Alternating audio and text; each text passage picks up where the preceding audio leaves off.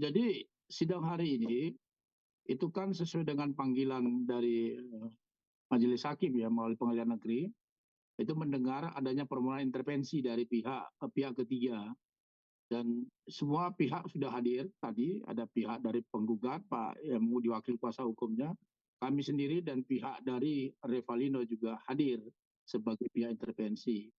Nah, tentunya kami dari pihak tergugat akan menanggapi gugatan intervensinya. Demikian juga pihak dari penggugat akan menanggapi intervensinya yang akan diberikan pada tanggal 7 hari Senin depan untuk tanggapan intervensinya. Setelah itu nanti baru ada putusan selah apakah diterima atau tidaknya gugatan intervensi dari pihak ketiga tersebut. Demikian apa, Bos?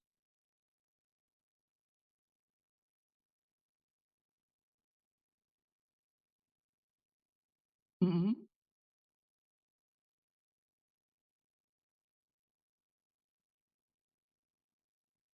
Gini ya, kehadiran Revalino sebagai penggugat intervensi dalam perkara 184 itu kan berdiri sendiri ya.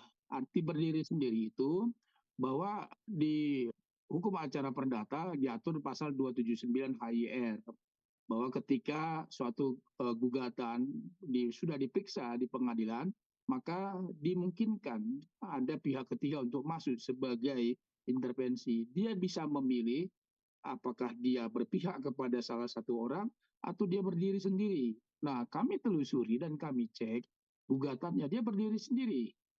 Dia nggak memihak Pak Ridwan Kamil, dia tidak memihak LM, tapi gugatannya jenisnya Tusenkom. Tusenkom itu gugatan yang berdiri sendiri. Artinya dia memperjuangkan haknya sendiri. Revalino mengajukan gugatan intervensi tentu punya alasan. Nggak mungkin serta-merta dia mengajukan gugatan intervensi kalau dia tidak punya kepentingan. Nah, tentu nanti diperiksa kepentingannya seperti apa.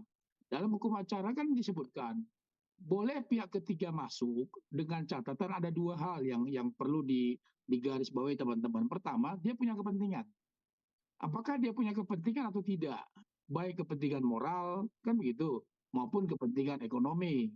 Nah, kemudian satu lagi yang paling jadi pedoman juga bahwa dengan masuknya kepentingan pihak ketiga itu bisa mempengaruhi suatu pokok perkara.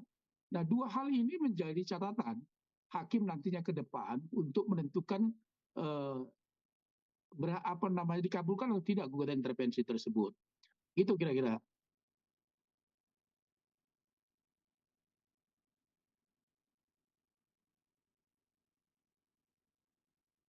Ya, jadi gini, yang kami dapat informasi dari pengacaranya demikian juga. Kami dapat informasi hari ini katanya sudah bebas bersyarat ya kalau tidak salah kan begitu.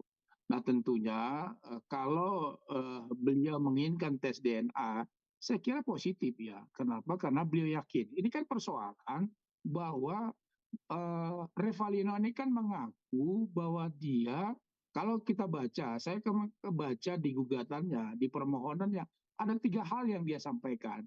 Pertama, bahwa dia menjalin hubungan pacaran dan menjalin hubungan intim di bulan Maret.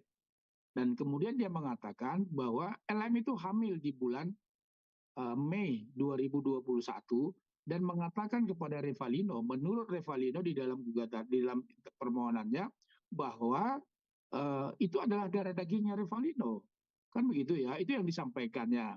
Nah kemudian, nah yang paling penting. Nah ketika itu disampaikan, nah tentu ini menjadi terang gitu loh.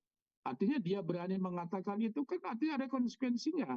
Nah artinya dia berjuang sebagai bapak biologis. Pertanyaannya salah enggak dia berjuang untuk meyakinkan atau katakanlah untuk mencari keadilan bahwa dia adalah bapak biologis bukan Ridwan Kamil. Nah ketika dia minta tes DNA ke depan dan itu akan dilakukan ketika misalnya kasus di Barreskrim misalnya LM sudah dipanggil nantinya, maka tentu yang namanya tes DNA akan menyusul kemudian. Dan itu saya kira Reval ini sudah meminta kepada pihak Barreskrim untuk dilakukan tes DNA. Itu nggak ada masalah dan beliau bersiap untuk itu. Saya dapat informasi seperti itu.